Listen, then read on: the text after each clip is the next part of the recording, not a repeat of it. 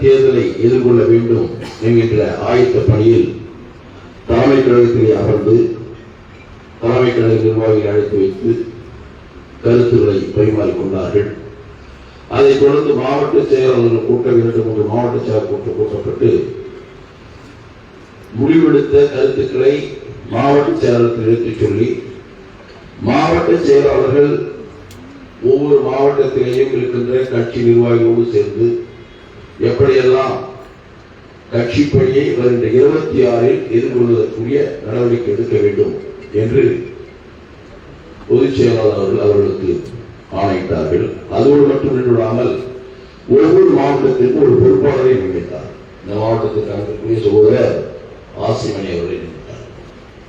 இப்படி நியமித்து ஒவ்வொன்றாக இப்பொழுது நம்முடைய கட்சியை பொறுத்தவரை 5 ஆண்டுகளுக்கு ஒருமுறை புதிய உறுப்பினர் சேர்க்கப்பட வேண்டும்.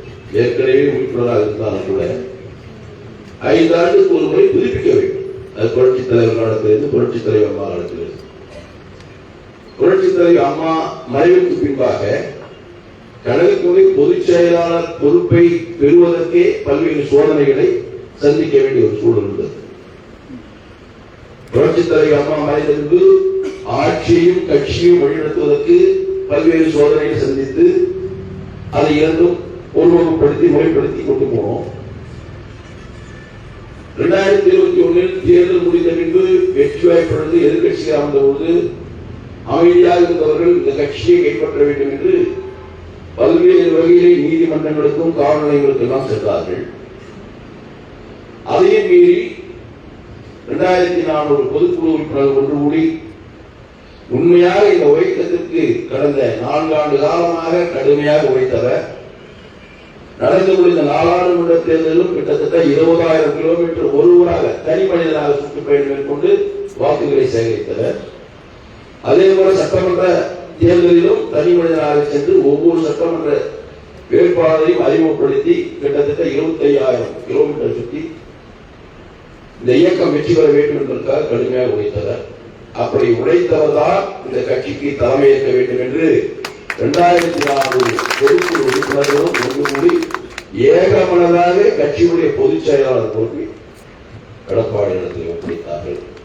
அவர் பொறுப்பேற்ற பின்பு அந்த 5 ஆண்டு நிறைவு பெற்ற இந்த சூழலில் புதியதாக உறுப்பினர்களை சேர்க்க வேண்டும் என்று படிவம் கொடுத்தார்கள். படிவம் கொடுத்ததை நாம் அதை கையொப்பமிட்டு தலைமை கழகத்தை அளிக்கிறோம். தலைமை கழகத்தில் உறுப்பினர் அட்டையை தயார் செய்து இந்த உறுப்பினர் அட்டையில் சட்டபூர்வமாக பொதுக்குழு உறுப்பினரால் அங்கீகரிக்கப்பட்டு ஏற்றுக்கொள்ளப்பட்ட தேர்தல் ஆணையத்தால் முழுவதுமாக அங்கீகரிக்கப்பட்ட பொதுச் செயலர் எடப்பாடியார் அவர்கள் கையொப்பமிட்டு உறுப்பினர் சீட்டை நம்மிடத்தில் கொடுத்திருக்கிறார்கள்.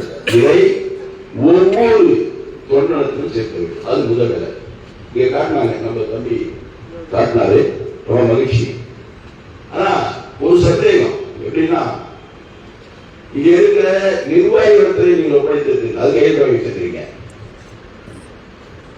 அந்த குறிப்பிட்ட இப்ப ராமசாமின்னா உறுப்பினர் இருக்கு, அந்த ராமசாமி வாங்கிட்டாரா இல்லையா, அதுக்கு நீங்க அந்த ராமசாமியோட கையெழுத்து வாங்கி அதை நீங்க காட்டுறீங்கன்னா நேரடியா உறுப்பினரிடத்தில் அந்த அட்டை சேர்ந்திருக்கும் என்ற முடிவு தெரிந்தது.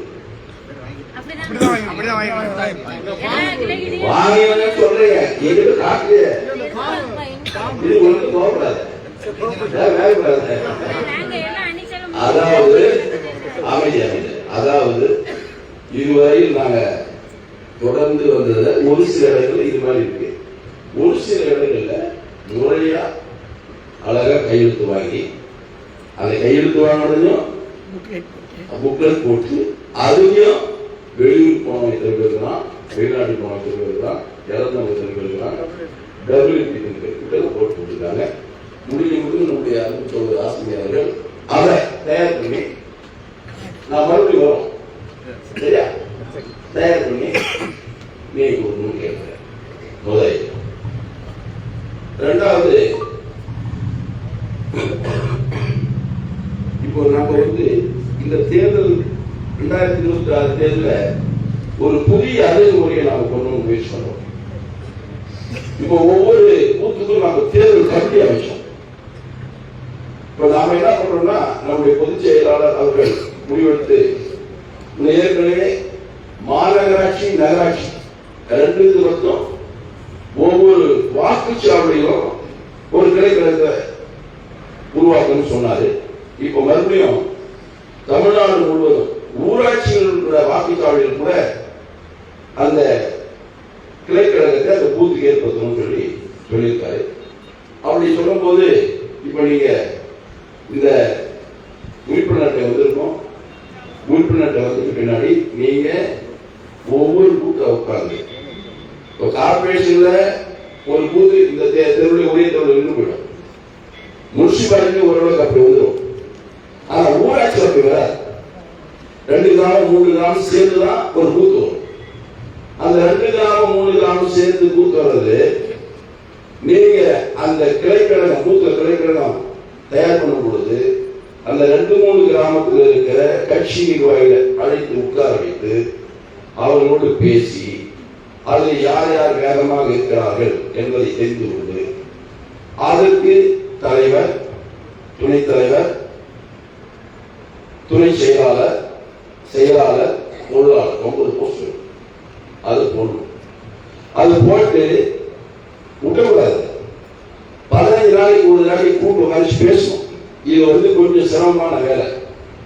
இந்த சிரமமான வேலையா இருந்தா கூட தேர்தல் காலத்துல நம்ம என்னதான் பண்ணோம்னா கூட எலெக்ஷன் டைம்ல பார்த்தா நம்ம அப்படியே அவங்க அந்த கமிட்டி போட்டு அதை போட்டு இதை போட்டு பேரை போட்டு ரெடி பண்ணி வச்சிருப்போம். எலெக்ஷன் நேரத்தில் ஒரு பூத்துக்கு போனா அங்க நம்ம யார் யார் பேர் சொல்லணுமோ அதனால யாரும் இருக்க மாட்டாங்க. எல்லாம் 2 பேர் இருப்பாங்க. சில இடங்கள்ல ஆளுகள் இல்லாம இருப்பாங்க. அந்த நிலையை மாற்றுவதற்காக தான் முழு பொறுப்பு அந்த பூத்தினுடைய கிளைக்கழகத்திற்கு அந்த வாய்ப்பு கொடுக்கறதுக்காக இந்த நடவடிக்கை சொல்றோம். 15 நாளைக்கு ஒரு நாளைக்கு ஏன் கூப்பிடணும்னா சொல்றோம்னா 15 நாளைக்கோ இல்லை வசதிக்கு தகுந்த மாதிரி ஒரு மாசத்துக்கு ஒரு முறையோ ஏன் கூப்பிட்டோம்னா வரான்னு பார்க்கணும். நம்ம பார்க்கிறோம் ஆசையா வருவாங்க. முதல்ல நம்ம அமைப்பு ஏற்படுத்தும் போது எல்லாம் வந்துருவாங்க, வந்து உட்காருவாங்க, சந்தோஷமா எல்லாம் வச்சுட்டு போவாங்க. அடுத்த நிகழ்ச்சி வரும்போது அடட எனக்கு கொஞ்சம் வேலை இருக்கு, நான் கொஞ்சம் டவுனுக்கு போறேன் சொல்லுங்க அப்படின்னு போவோம். முதல்வன் வந்துடுவான். தவிர்க்க முடியாத படங்கள் நமக்கு தெரியும். ஒரு 2-3 முறை நாம் அவங்களை கூட்டு பேசும்போது யார் தொடர்ச்சியா வராங்களோ, ஒரு ஆர்வத்தோட யார் தொடர்ச்சியா வராங்களோ அவங்க நிலை நிறுத்திக்கலாம். தொடர்ச்சியா வராம தவிர்த்து இல்லப்பா எங்க வேலை இருந்து அங்க போது என்னப்பா ஏதோ போட சொல்லி போட்டேன், நீங்க சும்மா அடிக்கடி கூப்பிட்டு இருக்கீங்கன்னா அவங்க கிட்ட சொல்லிட்டு விட்டுட்டு அடுத்த தயார் பண்ணும். இதை தயார் பண்றது இது ஒரு 3-4 மாசத்துக்குள்ள தயார் பண்ணிட்டீங்கன்னா அப்புறம் அவங்களுக்கு என்னென்ன மாதிரியான அந்த தேர்தல் களத்தில் என்னென்ன செய்யணும் இந்த மாதிரி பொறுப்பாளர்கள் உட்காந்து அவங்க பேசி முறைப்படுத்தி கொண்டு போய் அது நம்ம முக்கியம். இது 2வது. 3வது இங்க ஒரு முதல்ல உங்களுக்கு வாழ்க்கைய மகிழ்ச்சி நான் தெரிவிக்கணும். ரொம்ப இக்கட்டான நாடாளுமன்ற தேர்தலில் பெருமையா தலைமை கழகத்தில் கூட பொதுச்சார் சொல்லும் போது 10 சட்டமன்ற தொகுதி இந்த நாடாளுமன்றத்தில் கூடுதலான வாக்குகளை பெற்றது என்று சொல்லும் போது முதல்ல சொல்ற தொகுதியே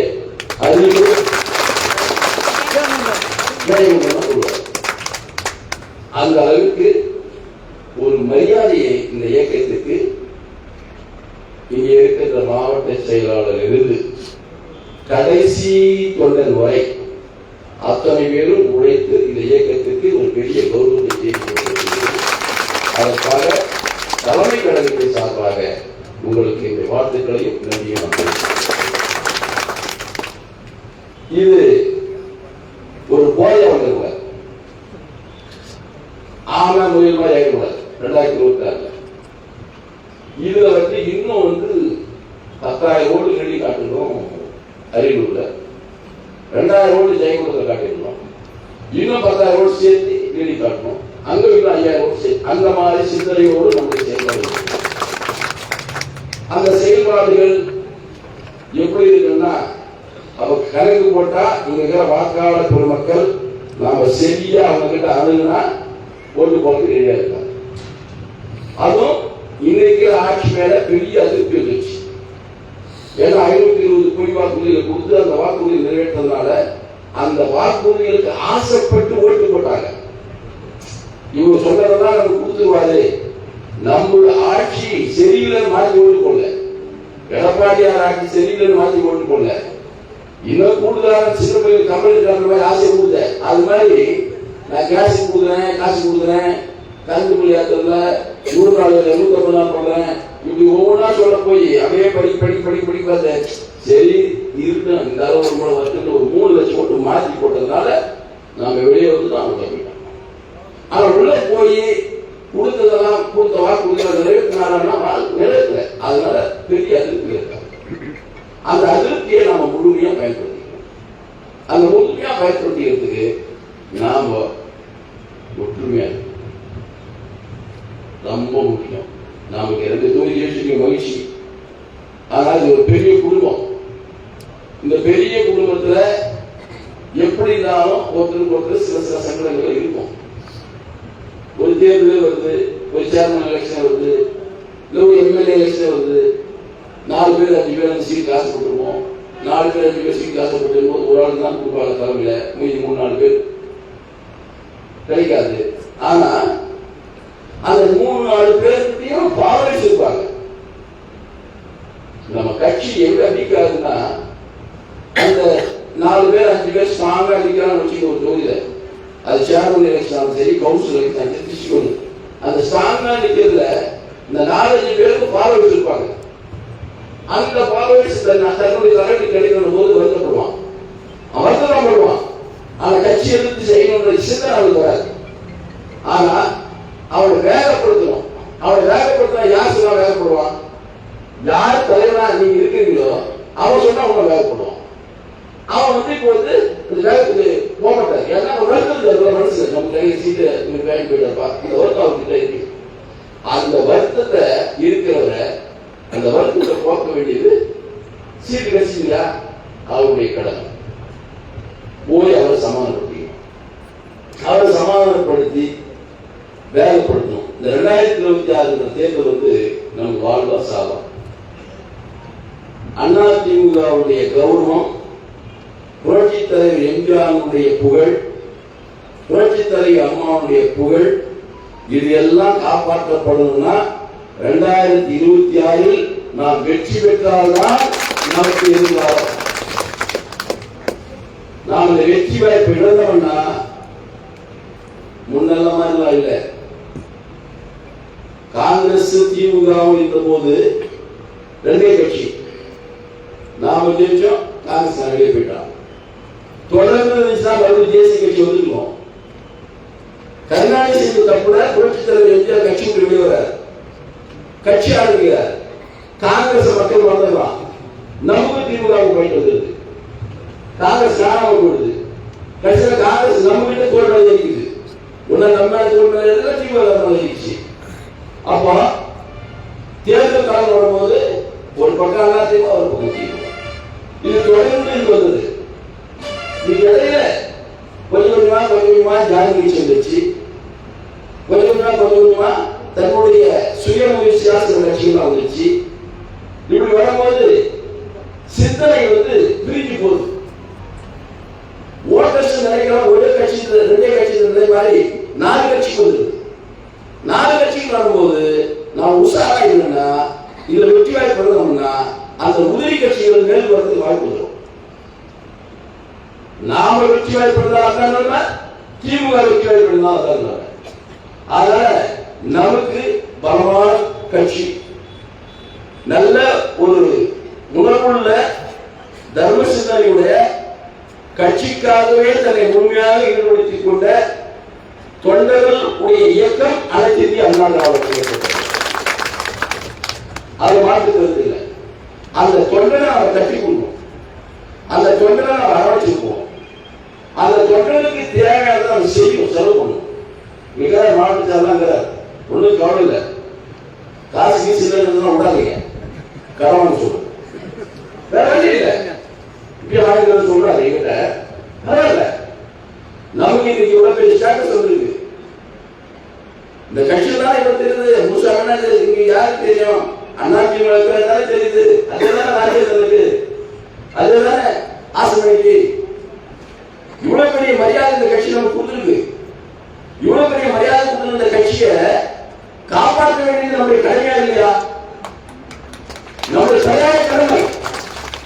அதுக்கு நம்ம எப்படி போராடணும், போராட உழைப்பு கொடுக்க தெரியாது. ஆனா தொண்டை உழைப்பு கொடுக்குறான். செலவு வரப்ப தொண்டரால செய்ய முடியுமா? முடிப்பா செய்யணும். அவனுக்கு ஆசை இருக்கும். ஆனா காசு இருக்காது. காசு இருக்காது. எதோ சொல்றா சாப்பிடாத ஓடிடுவான். ஓடிந்து நிற்பான். சொல்ற வேலை செய்வான். சாப்பிட்டா கூட தெரியாது. சாப்பிடாத இருப்பான். அப்போ நிர்வாகி நாம என்ன பண்ணுவோம்? அவன் பார்த்துருக்கான். மூஞ்சி பார்த்தா தெரியும். சாப்பிட்டா இல்லைன்னு தெரியும். அவளுக்கு சாப்பிடுறா சார். ஏய் சாப்பிட்டே இல்லையா? இல்ல 100 ரூபாய் கொடுத்து சார். நீ அந்த 100 ரூபாய் கொடுத்து அவன் போய் ஹோட்டல்ல சாப்பிட வச்சுன்னா அவன் ஊருக்கு தான் போய் சொல்லுவான், என் தலைவர் காசு கொடுத்தா சாப்பிடுங்க. எவ்வளவு பெரிய உணர்வுள்ள கட்சி இருக்கு, எவ்வளவு பெரிய உணர்வுள்ள சொல்ற. அதனால இந்த தேர்தலில் எல்லாமே செலவு பண்ணும். எல்லாமே செலவு பண்ணும். நிறைய பேர் சோக்கா ட்ரெஸ் போட்டு உட்காந்து போறதுலாம் நல்லா இருக்க. இந்த சோக்கா ட்ரெஸ் போட்டு போறதுக்கு கூட 26 ஜெயிச்சாதான் இந்த சோக்கா ட்ரெஸ் போட்டு நம்மளால போக முடியும். ஜெயிக்கணும் வச்சுக்க. கொஞ்சம் கஷ்டப்பட்டவன பார்த்து பைதா போடுவான். பாவடா ராஜேந்திரன் பாவம் உடம்பு அத்தோடு வச்சுக்கேன். அங்க ஓடி இங்க ஓடிலாம் கஷ்டப்பட்டாரு. தோத்துறப்பா இருந்தாலும் எப்படி போன அப்படிங்குவான். ஒரு சோக்கா போனா பத்தியா கட்சி ஏமாற்றது சோக்கா போனா சரி ஜனங்களுக்கு அவன் போகும்போது நாட்டு இவெல்லாம் பொருளா செய்தாங்க கட்சி வச்சிருந்தா எப்படி மாறுற வார்த்தை. அதனால நாம இந்த 2 தொகுதி ஜெயிச்சிருக்கு. பக்கத்துல 2 தொகுதி ஜெயிக்கணும். பெரம்பலூரும் குன்னமும் ஜெயிக்கணும். இன்னும் நம்ம கட்சியுடைய கோட்டை அது மாற்றுறது இல்லை. போனோம் ஒரு அலுவலக கொரோனா வருது. ஒன்னா இங்கதான் நாம பெருந்தன்மை வேணும். ஒரு சமாச்சாரம் தெரியுதுன்னா தம்பி தமிழ்ச்செல்வன் ஒரு சீனியர் கூப்பிட்டு கேட்கணும். அண்ணா அப்ப வாங்க வா, அங்க போனவா, அங்க பேச போனவா சொல்லு. அந்த ஒரு மனப்பக்குவத்தை நமக்கு வரணும். என் மாவட்டம் அந்தாஜ் வருது, அந்தாஜ் அவர்கள் சொல்லி அறிவுரை சொல்லிக்கிறார். நான் மாவட்ட செயலாளர் இங்க சொல்லு. அது எப்போ இவரும் தப்பு பண்ணா நீ சொல்லலாம். இவர் தப்பு பண்ணாத ஜெயிக்கணும்னு உங்கள்கிட்ட நல்லபடியா வரும்போது நீயும் மனசார அவரை கொண்டு போய் எல்லாத்தையும் போடணும். நான் சொல்றது உதாரணத்துக்கு சொல்றேன். நிறைய பேர் இருக்கிறாங்க, நிறைய பேர் இருக்கிறாங்க. எல்லாரும் கூட்டு போகும். மொத்தம் ஒரு கலந்துங்க. 2 தொகுதி நம்ம ஜெயிச்சிருந்தோம். அந்த 2 தொகுதி ஜெயிச்சு வச்சுங்க. 4 தொகுதி இருந்துச்சுன்னா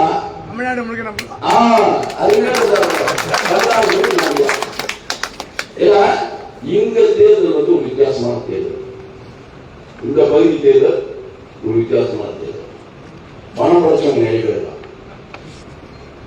எந்தவித உழைப்பு இல்லாம ஏதோ ஒரு ரூபத்தில் பணத்தை சரியா கொள்ளடிச்சு வச்சுக்கிட்டு அன்னைக்கு தேவையான வேண்டாதவனை தோற்கடிக்கிறதுக்கு 10 கோடி செலவு பண்றாங்க. இவன் நின்னா இந்த கட்சியை ஜெயிக்கணும்னா இவனால இந்த கட்சி அவமானப்படுறது காசு கொடுத்து தெரியாது. அந்த மாதிரி ஏரியா அந்த மாதிரி ஏரியாவில் நிக்கிற நம்ம தொண்டரை நம்ம நிர்வாகிகளே நம்ம வேட்பாளருக்கு கவனம் குறையவே கூடாது. எவ்வளவு பேர் கோட்டீஸ்வரம் வந்தாலும் உண்மையான அதிமுக தொண்டன் களத்தில் நின்றால் சொல்லுவார். கோட்டீஸ்வரர் காசு கொடுப்பான். ஆனா பூத்துல நிற்கும் போது ஓட்டு போடும் போது ஒரு சகல் வருது. கோட்டீஸ்வரர் காசு இருந்து வேலை செய்யுமா? செய்யாது.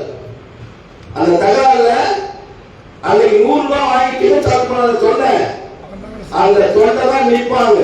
வெட்டுவான், குத்துவான், ரப்பரை செஞ்சுவான், கள்ள ஓட்டு போடாத தடுத்து நிறுத்துவான். இல்ல அவனால முடியும்னா விரலுவான், உடனே போன போடுவான், வருஷம் வருஷம் உட்கார கரடா பண்ணுவான். அவன் காசே பார்க்க மாட்டான். அவன் பார்த்ததெல்லாம் தலையில பார்த்தான், கட்சியை பார்த்தான், இதெல்லாம் பார்த்தான்.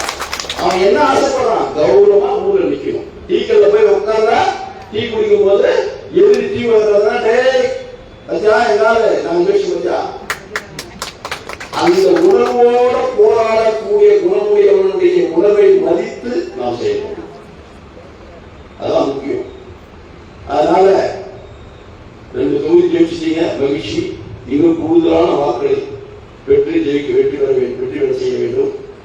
தொடர்ந்து ஓரளவுக்கு ஒற்றுமையா இருக்கிறீங்க, இன்னும் ஒற்றுமையா இருங்க. அடுத்த பகுதியெல்லாம் பாருங்க, பார்த்து தேர்தல் போய் செய்யுங்க. நாங்களும் இடையில வரோம். ஆசைமணியில் ஒரு பொறுப்பான ஆள், அமைதியான ஆள், பொறுமையான ஆள். உங்களோட இப்ப என்ன போகிறா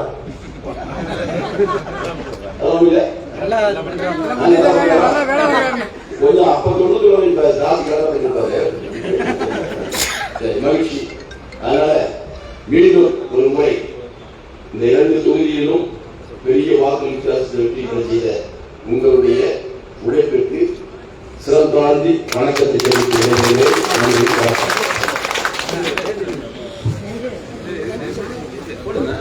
அதெல்லாம் இப்ப போடலாம், இடையில தான் வரக்கூடாது. மாவட்ட மகளிர்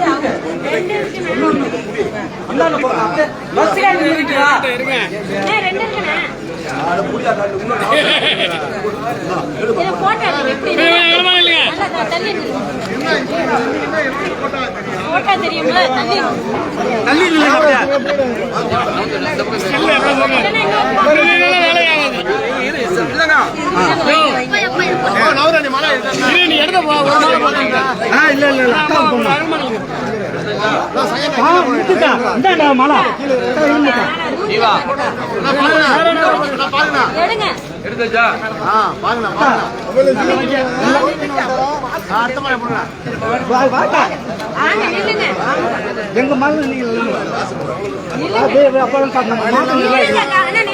அப்படியே இல்லைங்கண்ணா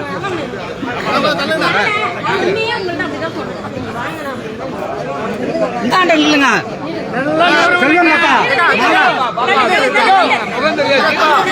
முகத்தை காட்டுங்க.